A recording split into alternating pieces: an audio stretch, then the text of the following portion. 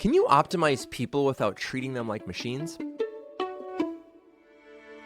Hello, everyone, and welcome to the Leadership Vision Podcast. My name is Nathan Freeburg, and in this episode, we wrestle with what it really means to help people reach their full potential at work. Is the goal simply better performance, or is it creating organizations where both people and the business can thrive? Join Linda, Brian, and myself as we explore the tension between productivity, well-being, and what healthy leadership really looks like. Now, this question came up because Brian and Linda were asked if their goal is just to optimize people, and that really stuck in a negative way with Brian and Linda. So we're going to jump into this conversation as we're sort of in the middle or at the beginning of trying to even identify what it was that caused them to bristle so much. Enjoy.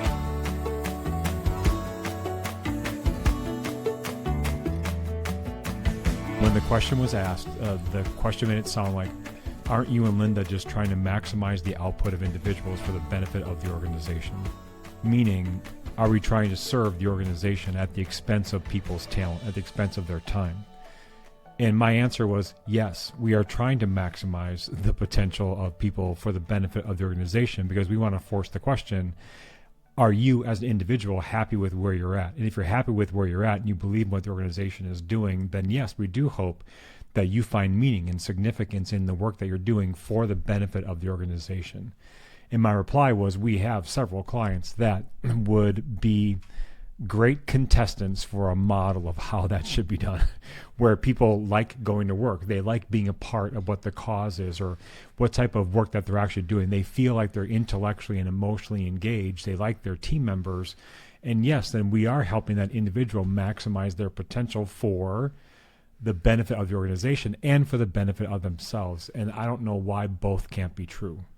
I appreciate the gift of questions, because I think there are words within questions that get our attention and cause us to, intuit what someone might actually mean by that. And words matter. Words especially matter to us. And so when I heard the word optimize and people, there was something in those two words that I bristled at. And why I bristled was it felt like if we're going to treat people like a machine, then yes, then let's optimize them. Let's get the most out of them. Let's, make them work nights and weekends and whatever else. And for me, it was a different approach of, we're not necessarily trying to optimize people. We're trying to kind of bolster the living organism that is an organization, and how people can better contribute to it and not just become mechanistic. Why do you think you bristled so much at the word optimize? I mean, it's sort of, that word is inherently value neutral. Yeah. Do you associate it with something? You talk about machines, but I was also thinking like, well, optimize could be like, how do you optimize your sleep so you're a better functioning human, or that's fair. Whatever. Like, I'm curious why you went there. Why I went there was, it's on the backs of people that companies either grow or fail or plateau. Right. And I think when we, just optimizing the soul of a leader is, I don't know, it's just got my attention a little bit, because it's way more than that. Yeah. Does optimizing have I feel like the Terminator uses the word optimize as he's describing the way he functions or whatever. So does it have that negative, we only can optimize machines connotation? And then when you hear it applied to people, you sort of automatically think, like, how do we squeeze even more out of this already semi-dry sponge? And that's what optimization means. Right. But I think if you're a leader and you look someone in the eyes and say, I intend to optimize you, that feels a little bit different. I think how you would describe that are some things that Brian was saying, and that is, how do you create a kind of belonging? How do you create a significance? How do you get the most out of who you are and how you show up? And how do we tap into some of those capacities that you didn't even know existed? I think optimization it actually feels limiting to me. Maybe it's a word that feels limiting to me, even though you're trying to make it better. Maybe I like the word maximize a little bit better, but maybe it's a dignity issue. I don't know. You had some strong thoughts, Brian. I still do. Are you both anti the word optimize? No, because I think optimize is a synonym to maximize or a synonym to perform or something where I actually think that most leaders that we work with right now simply want their people to be engaged. Optimize is like whipped cream. I mean, it's like the sugary sweet result of something different. Cherry on the top. I don't think that there are many people right now that are working with teams that are working with individuals on teams that are doing their best performance, and the company wants to optimize them even more. I think that's a rarity. I think people want to be in places in life where they experience that euphoria that comes with feeling that their potential and their talent is being used and shown to the world. I think that when people think about some large organizations and how there are executives that are trying to optimize greatest performance for shareholder value, that to me is where some of the tension is. Then when we step in, it is clear I want our work to have the result of people feeling that they have something in them that can be optimized and that they do have a chance to experience that sense of joy and euphoria that their talent is being tapped. I think a lot of team tension that happens today is when leaders don't expect people to perform in a way that brings them joy and satisfaction, or team members feeling like their team does not provide the place where they themselves can be seen and known and understood. I think that part of the optimization question is much more of an emotional and relational answer than it is about performance. They go hand in hand. Yeah. Okay, they go hand in hand. So I'm pushing on this a little bit because I just looked at the definition of optimize is to make something to make something as effective, functional, or beneficial as possible under a given set of conditions.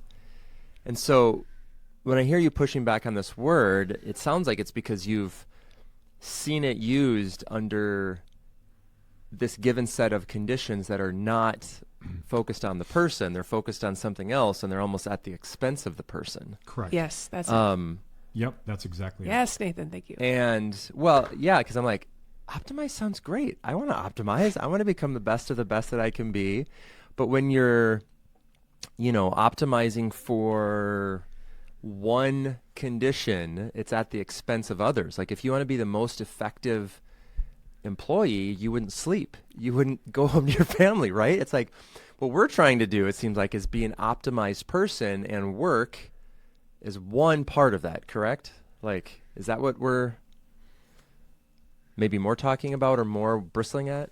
You were bristling at? We want people to be professionally engaged and emotionally healthy. That's what we want.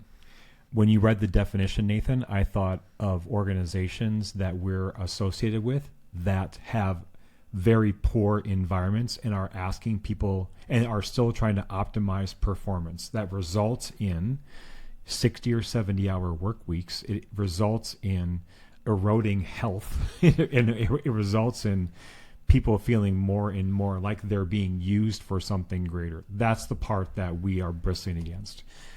We also know that there are other organizations that we're involved in that have the opposite impact. They are doing the best that they can to create environments where people can be free to do the best work that they possibly can while having a healthy emotional and physical life, while being able to spend time with their families on the weekend. We happen to be doing this podcast on July 2nd. So it's July 4th week.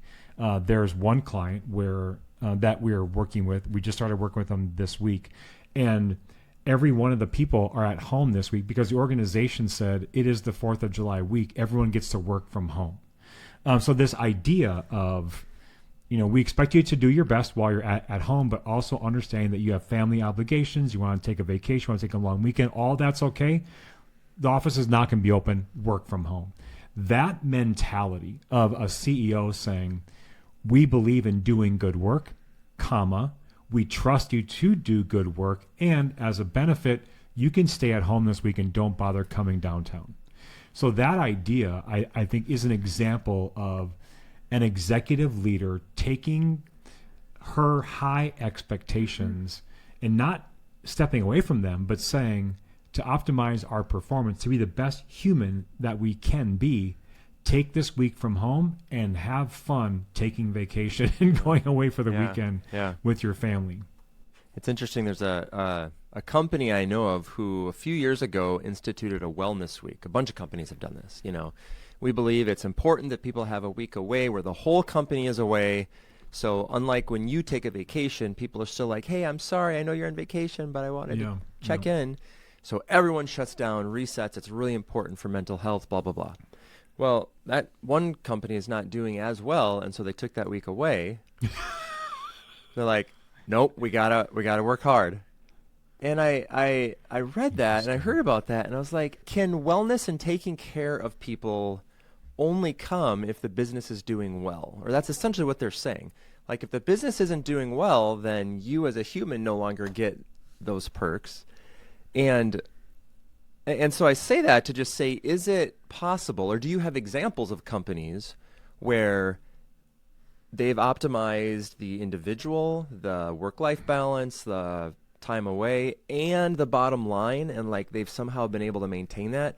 Or is it constantly, if you're watching on YouTube, you can see this. If you're just listening, you can't see my hands going teeter-totter style up and down. It's the business is well, but the people are hurting. Oh, okay, the business is well. Now we can take care of the people. Oh, but now the business is. Does that make sense? Like, do you have examples of that? It does make sense, Nathan. And when you said that example, the first thing I thought of was the misdirected attention of the executives to take that week away. Oh, I know, right?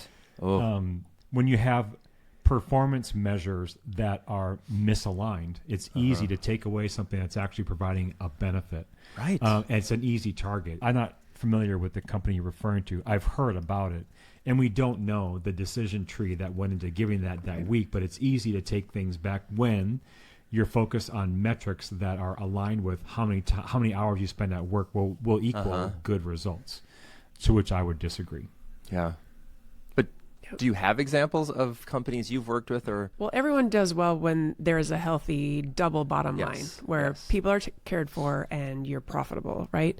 Mm-hmm. The companies that I'm thinking of, they're the ones that said, okay, I know it's tight. We need you all to be billable. And at the same time, don't forget that you have these hours to volunteer. So go give back in the neighborhood. Service is important. That's the part of Minneapolis-St. Paul that I'm proud of being here. But all right, there's still a value there. And guess what happened? People, when they're giving back and they're helping their communities, there is something that changes in them and reminds them that they're not just being used. They're not just a cog in the wheel. They're not just a part in the machine, but they are a human contributor. And so we've seen organizations where even it's like, yep, it's tight, and let's still do this, and still take your PTO, still invest in yourself. When you're optimizing for the double bottom line, you're also recognizing that each of those lines has a different scale and scope to how it's being measured. The productivity bottom line, that could be measured by quarterly goals, in which are more subjective, and you can know whether you met them or not. So that's like a 3-month or a month-by-month or week-by-week measure that teams can easily understand, or they can clearly understand if they're making it or not.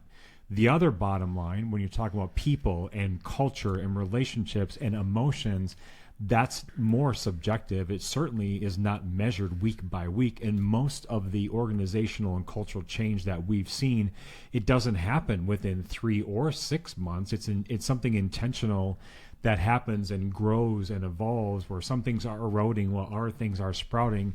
And that may take seasons for adjustments to actually be noticed. We have a client right now where we've been working with them for multiple years. And this is an example of one of the bottom lines, the human bottom line. And one of the members said that they've been aware that this shift in culture has been happening for 4 years. And so when this individual said that out loud in one of the team sessions, it was an awakening for me that the slow growth and slow maturation of what it takes for a culture to change is like the vines growing in a vineyard. It's incremental change that happens year over year, and all of a sudden you see these big, robust vines that are there, but you don't necessarily see that growth week by week or month by month. It's a different type of measure. When there's an emergency and you feel like something needs to change, it's easy to take away the one thing that cannot be easily or quickly measured as part of the problem because you don't have the data to back it up. However, that's the most important one because that bottom line is the soil within which those vines are planted. Yeah.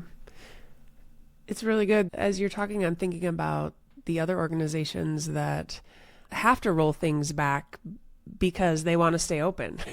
Yeah. And well, no, really. That's where I was So going to go next. As Brian, as you're talking, I'm thinking about just the companies that have to roll back some of the benefits or perks because they're trying to stay open or they're trying to stay afloat. And I think that there are times where the things that we do, it's like, well, now I don't have this and no one cares about me. And it's remembering there's a larger narrative and there's seasons of abundance and there's seasons of like, all right, this was when we're bootstrapping it. And this is when we receive some of the scarcity, but still have an abundant mindset. And so once again, going back to the word optimization, how, and maybe the larger question is then, do you really optimize humans or do you optimize the talent? With all the push and the conversations that I've been a part of, a lot of people are saying, let's be more human, be more human. Sure. But has anyone actually defined that or talked about that? And what does it mean to be a living, adapting, pivoting kind of organism? And so there's a lot to wrestle with. So to wrap this up then, we've kind of done a little semantics, a little what does this word mean, what does that word mean? Let's use optimize here in the most positive, generative, best way we can think of. What would you say to a leader who is trying to optimize their people in the way that we use the word? Like, how would you encourage someone when they're like, I'm just up against it with, the machine of the corporation? What would you say to close out here today as a way to encourage someone to just maybe take one step into that, would you say optimizing talent or whatever? I would lean into what Linda said. I would encourage leaders and team leaders, managers, to think about that double bottom line. How is it that we can create environments that does pay attention to the expectations, the strategies, and the outcomes of our professional performance while maintaining an environment that has a nutrient-rich soil to maintain emotional well-being? And the only thing I would add is get really clear about expectations. Yeah. And I think expectations and communicating about what's happening in the organization, when a leader can do that with their people, then they know, we've raised the floor a bit, or we are trending in a new direction. And so this is what it means to be successful. This is what's expected out of you. And how do we increase the health of both the bottom line and the investment in people? That's great. Brian and Linda, thank you very much. Have a lovely 4th of July weekend. And thank you, listeners, for listening to the Leadership Vision podcast, our show helping you build positive team culture. Stay tuned for our new subtitle later. If you'd like to learn more about Leadership Vision, you can click the link in the show notes or visit us on the web at leadershipvisionconsulting.com. My name is Nathan Freeburg. I'm Linda Schubring. And I am Brian Schubring. And on behalf of our entire team, thanks for listening.